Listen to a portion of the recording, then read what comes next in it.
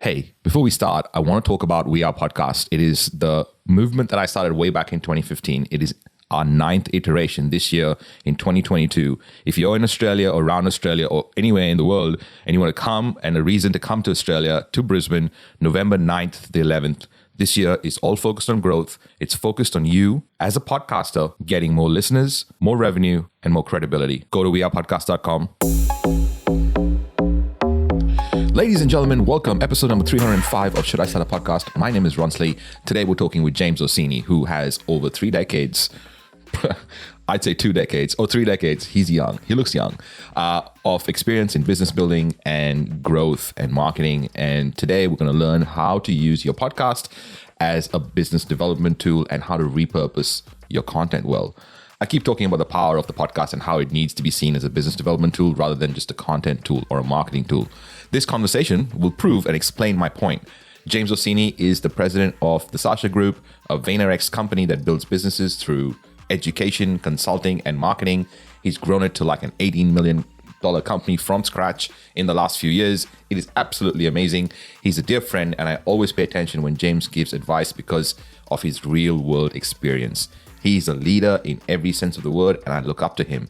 In this episode, you will learn how to get your team to create content and reels for you.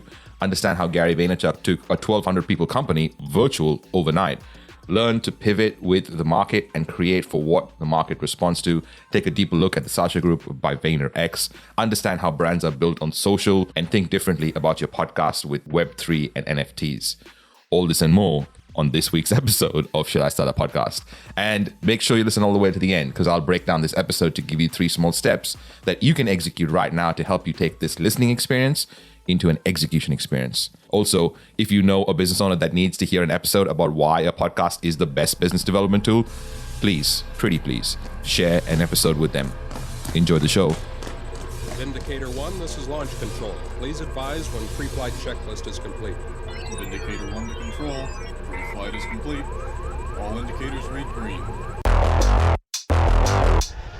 This is Should I Start a Podcast? A show for business owners looking for tips, tricks, and ingenious hacks when it comes to growing a business using their podcast. This is your host, Ronsley. He's interviewed more than 1,400 people and has been listened to over 5 million times in 133 countries. A TED speaker, author, and a podcast purist who believes that we can use our voices to grow our business and our influence. You know, because every conversion in any business always happens in a conversation. And now, Ronsley.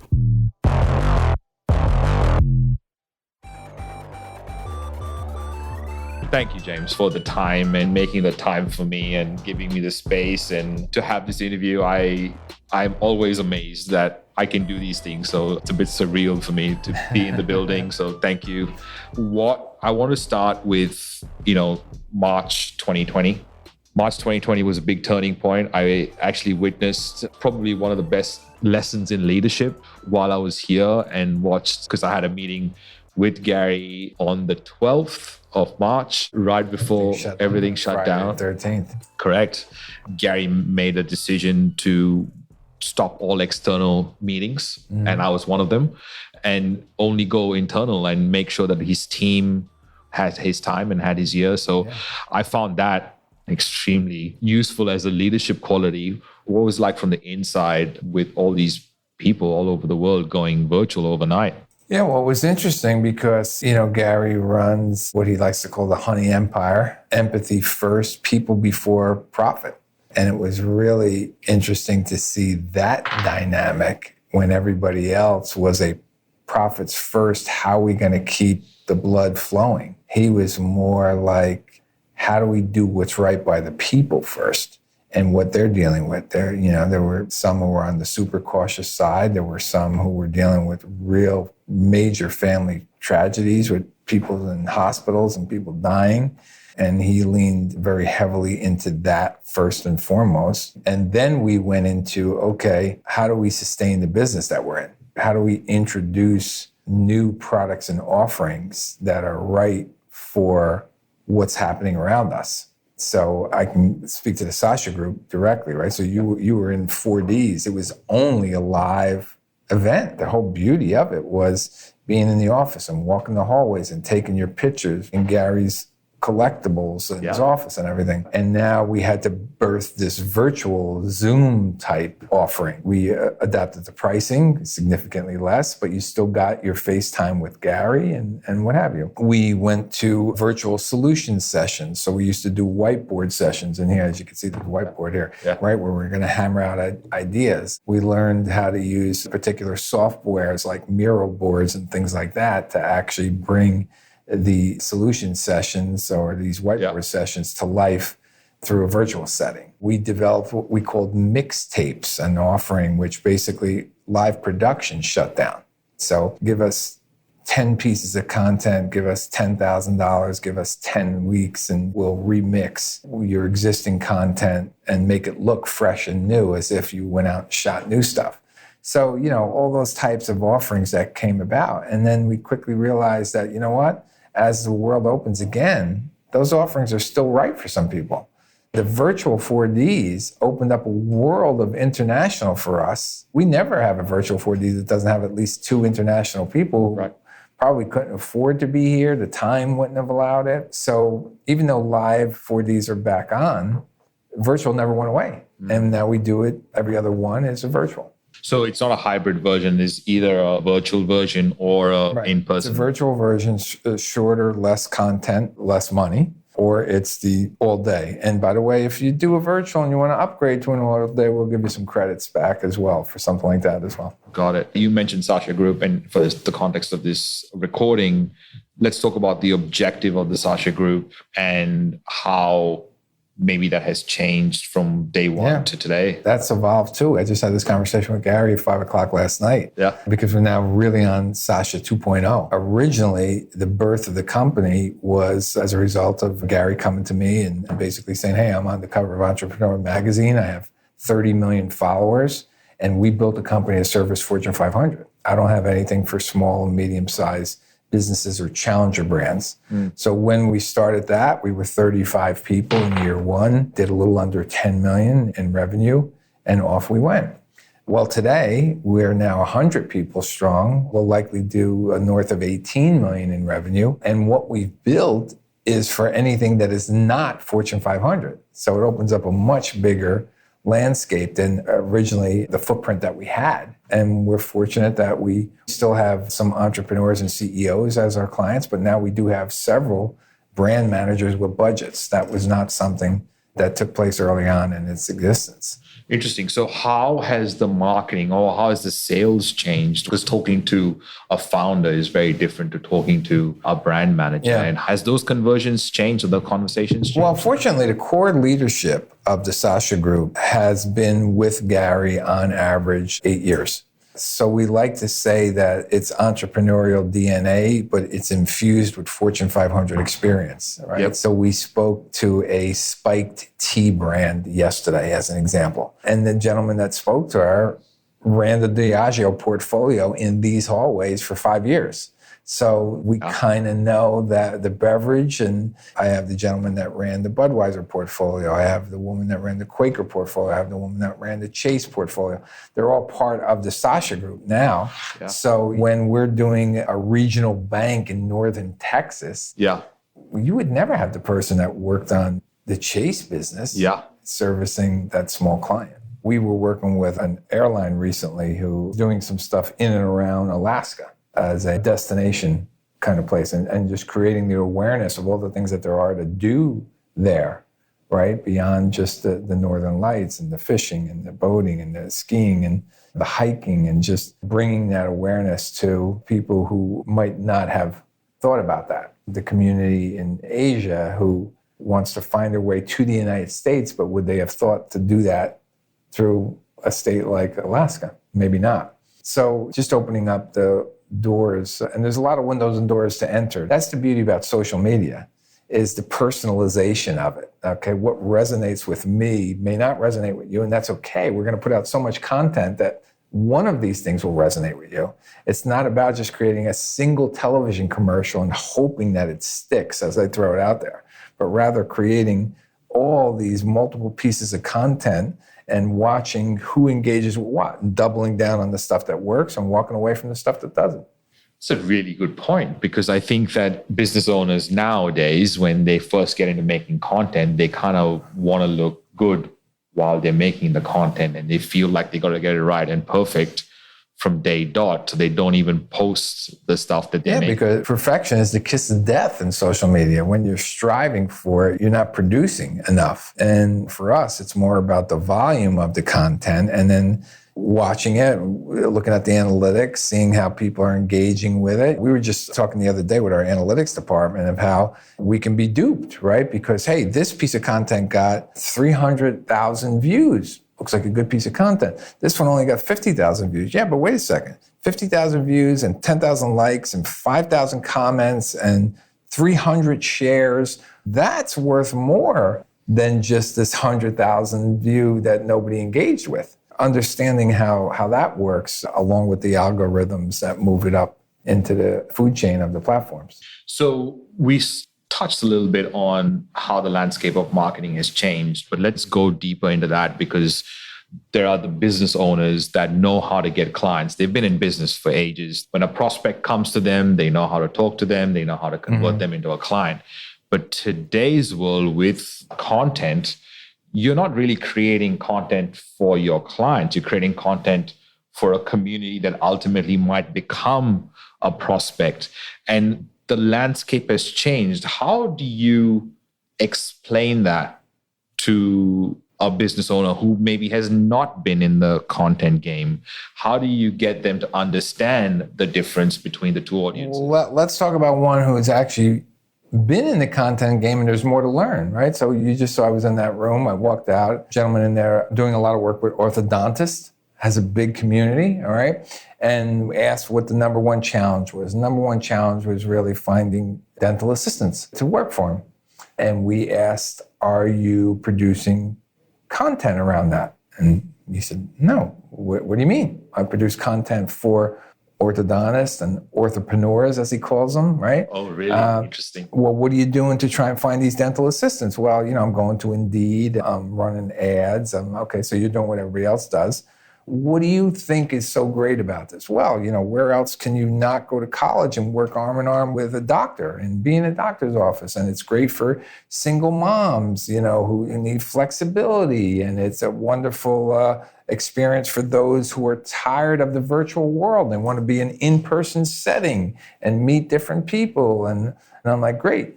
You need to produce content around that to attract these people. How about using the 2 or 3 that you have to give testimonials? This is why I like working in the doctor's office. I get to pick my kid up in the afternoon because the doctor's office closes at 3, and I have the weekends to myself because we only work until noon on a Saturday, and it's so great. The doctor with all that education becomes like my own personal confidant. I've talked to him about mortgages. I've talked to him about car loans.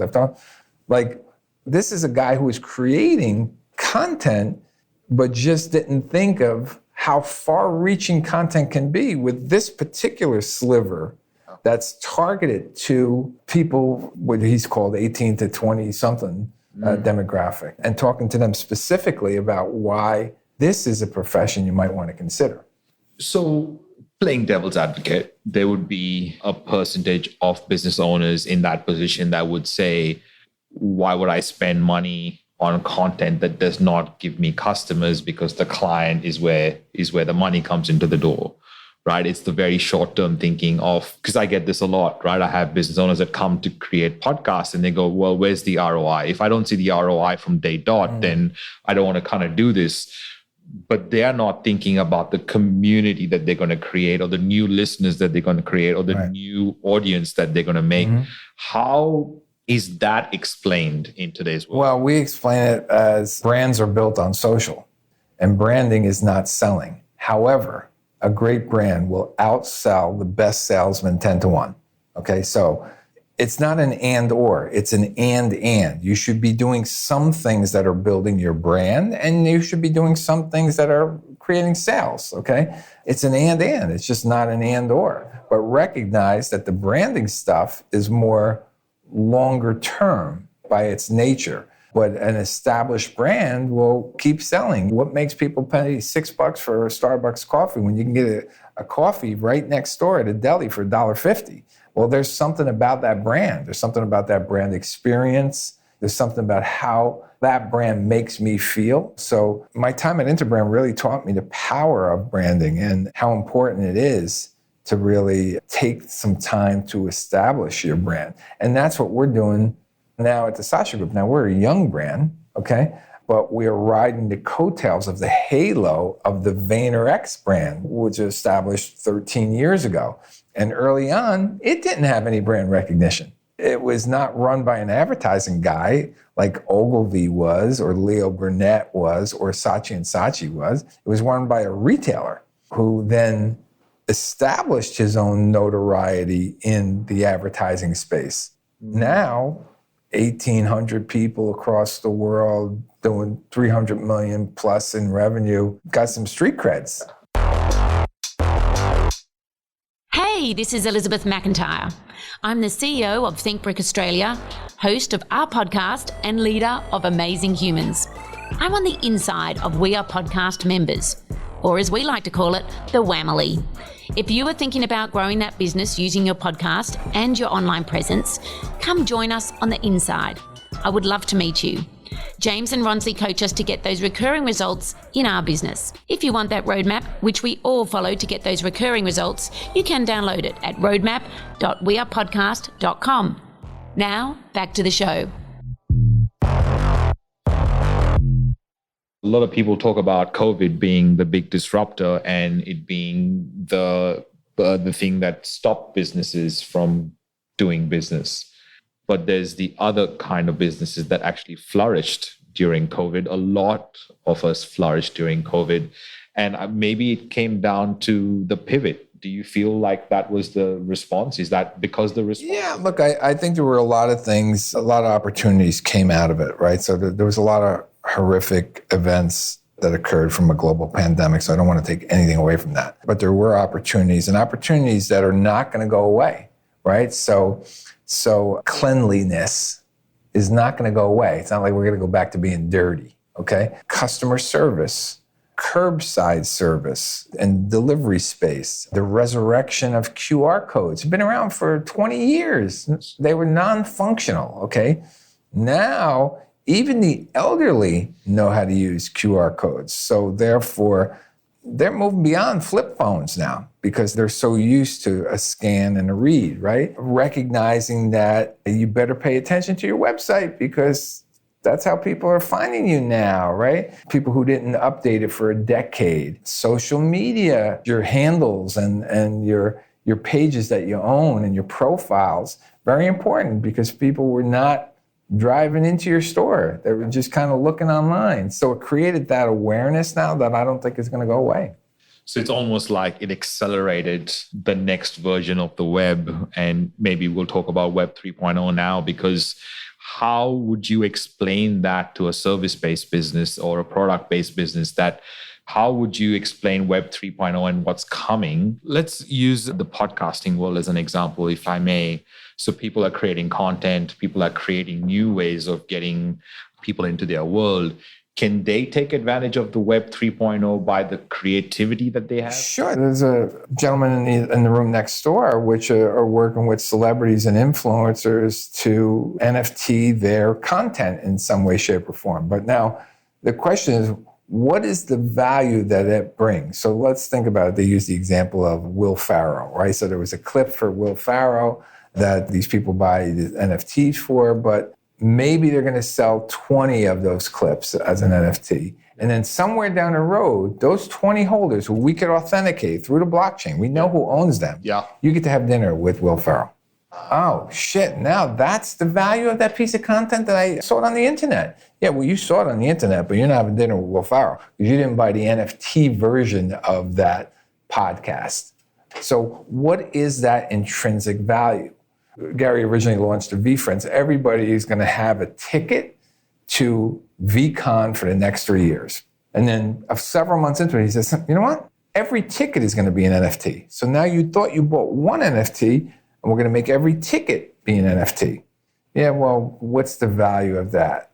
well, wait a second. If you came to the first VCon with this NFT ticket that you had to authenticate to come in, I'm doing something special with Snoop Dogg for those first VCon ticket NFT holders. Now all of a sudden, people are looking to buy used NFT tickets to VCon because something's coming out with Snoop Dogg that's going to be of value. It's amazing how what was disposable, one and done, has lasting value, depending on the author. Now, Gary will be the first to tell you, 90% of them are going to be worthless because the people are not thinking about the underlying contract, the long-term nature of it. They're looking to flip and get out.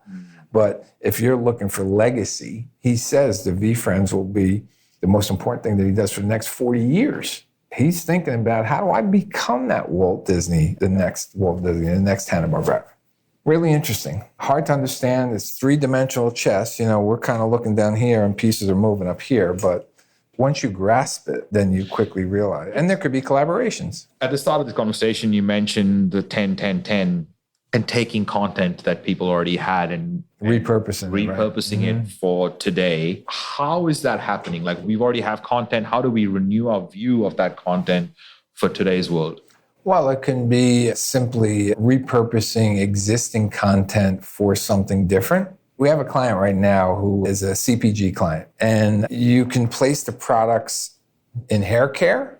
You can take that out and put it here. You could place the products in cocoa butter. You can take the product and put it here. Now I place that product in vitamin E category. All right, so it's the same product depending on where you put it is how you sell it. So you could just change the content a little bit, right? It's a shampoo.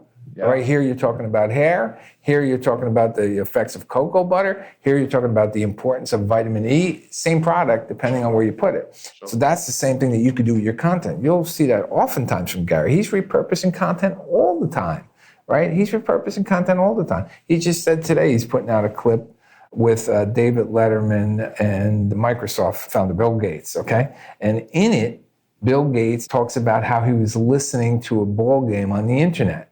And David Letterman's like, you never heard of the radio? Like joking, like, well, why wouldn't you listen to it on the radio? But he was trying to make a point, like, not only am I listening to it on the internet, I'm engaging with it on the internet. I'm commenting, I'm talking, I'm sharing, I'm doing some stuff that I would never be able to do on the radio. Yeah, I could listen to it on the radio, but this is the next version of it. Yeah. So he's trying to demonstrate, like, look, this is what's going to happen on the Web 3.0 stuff too. That's insane. I hear a lot of talk around the place about, hey, that'll make a great TikTok around VaynerX. Mm-hmm. Are there directives for the team here to think about everyday scenarios or what's happening in the business so that they can create content from there? Yeah, well, we're leaning in heavily where there's still organic reach, right? So TikTok and LinkedIn are platforms that still have ample organic reach with it. We're constantly testing and learning, right? We talk about it being a fail fast, fix fast, learn fast kind of atmosphere where we're constantly optimizing, testing, learning, and we encourage everybody to participate. So unlike my time at Saatchi where, hey, the creatives do that, okay, here, account people are making TikToks. Creative people are applauding. They're not saying, hey, that's my job. Why are you doing that? There was a media person who did a TikTok that took off the other day. He's there to buy media on social platforms, but had an idea and used it. So I think that's one area where good ideas come from anywhere, and we want to be able to accept that, right? So I was just looking at a particular property, piece of real estate that I saw on TikTok. And it was an intern who posted it. And I'm like, that's interesting. Probably paid that kid $20 an hour and now may get several $100,000 sale from it. Yeah, crazy. Yeah. Absolutely insane. I want to end on a couple of questions for business owners. The first is, what are businesses not doing right now that you think that they kind of really need to get their heads around the game? Yeah, they have to have somebody producing content for them. Either external agency, internal employee, somebody has to be picking up this mantle. It's underpriced attention. Social platforms have leveled the playing field. And if you're a small founder brand in the beverage space, yes, you too can compete with the Pepsis and Coca-Colas of this world. by making sure that you're out there talking to an audience. You're talking about content, and you've had a lot of experience in podcasting. And when people, Sasha Group has a podcast, and you've been on a whole bunch of podcasts. What are you seeing in the world of podcasting? It feels like I'm really encapsulated in it. So I'd love to hear your thoughts on what you're seeing from an account perspective, from a branding perspective. Yeah, I saw something interesting recently where I was interviewed on a podcast and there was a particular topic. Okay. And today's topic is perseverance. And we're going to interview 3 different people on the same podcast and just all talk about what your definition is of perseverance and how have you persevered in your life and tell your story. I thought that was really, really interesting where the hosts kind of teed it up. Yeah. This is why this topic of perseverance is important to us. Yeah. Here's an athlete, here's a businessman, here's a scientist. And all 3 of us spoke about it. So I thought that was pretty cool and interesting way to, and then they sent me my little clip piece of it, which I put out onto my social channels to get people to it. I referenced, hey, if you're remotely interested, 16 minutes in to 30 minutes in. Yeah. And that kind of stuff. So you mentioned how important content is, and I'm very biased on this, obviously, because I've done this so many times, but I feel like a podcast is probably the easiest way for someone to show up, get the content, but not only show up and get the content, but it can be their business development tool right there and there. Do you see better ways, other ways that people can produce content quicker and easier? And I could be entirely wrong on this, but maybe there's things that... I don't think it's an and/or. I think it's an and. Gary recommended to every person in that room that they do a podcast. Everyone. There were 3 different businesses represented by 8 different people in that room. And each time he's like, oh, okay, so that's your value. So you need a podcast on that. You need to drive the people to the value and knowledge that you're bringing. Then you could bring in sponsors. Then you could drive them to a website. Then you could do something different. But you need the Trojan horse of, oh, your community, very narrow community of orthodontists is only great. You need a podcast that speaks to that narrow community. So, and he still does his podcasting. And now we as the Sasha Group, as you know, because you helped us produce it early on, do our version of podcasting. Now, what's interesting is, and part of what I had to come back to was, hey, do we have a purpose to podcast? Is it merely just to inform? Is it to attract new business? Is it to attract talent and staff? Because how do we want to massage the messaging to be able to do that? We're a combination of featured guests who are clients and not clients. Yep. Okay. What we're finding is that nobody really says no. Everybody says yes to wanting to be on a podcast because, get you out there. So we're actively asking companies that fit our demographic that are not currently our clients. So let's get them in there. Let's show them our smarts and, that kind of stuff. And we'll see where it goes. Like I said, the podcast is the easiest business development tool primarily because you get to have conversations with people that are potential customers or potential partners that probably would not give you the time. But I appreciate your time and I want to be respectful of it. So thank you for the time and thank you for the conversation and the space. Well, and thanks for looking me up when you came all the way across the pond here to get to the States. Always a pleasure. So it's always a pleasure to be here. Thank you. Thank you.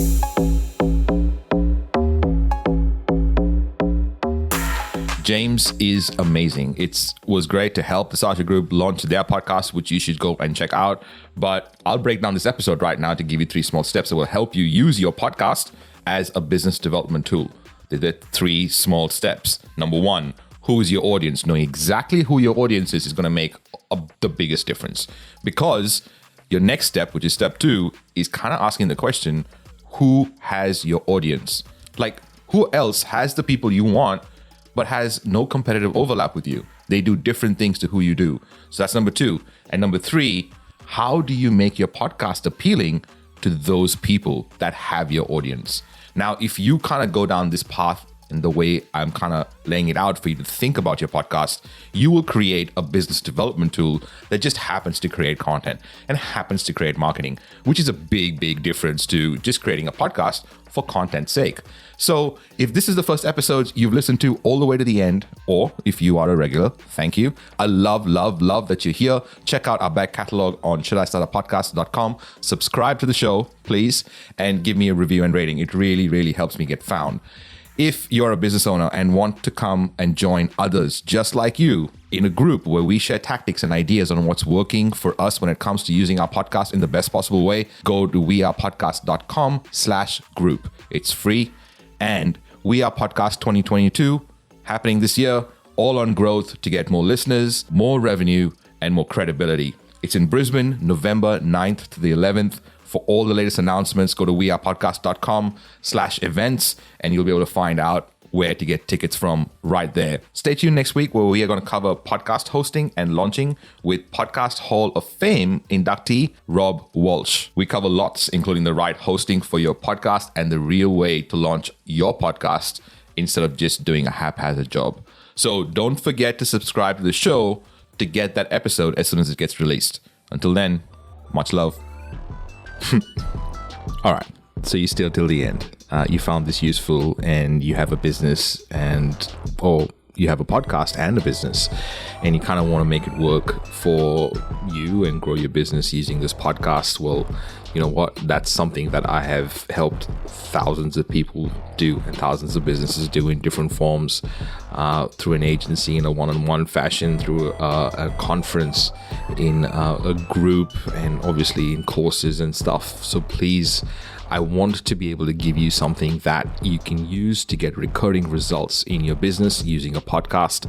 We call it the Recurring Results Roadmap.